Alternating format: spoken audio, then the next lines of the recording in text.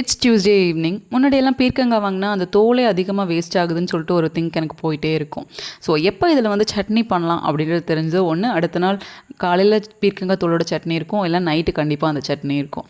So dinner work எல்லாமே முடிச்சுட்டு தேங்காய்லாம் இருந்தது. ஸோ அதெல்லாம் கட் பண்ணி ஸ்டோர் பண்ணி வச்சுட்டா மார்னிங் ஈஸியாக இருக்கும். அது ஒரு 2 டேஸ்க்கு வரும் அப்படின்னு சொல்லிட்டு கட் பண்ணி ஃப்ரிட்ஜில் ஸ்டோர் பண்ணி வச்சாச்சு.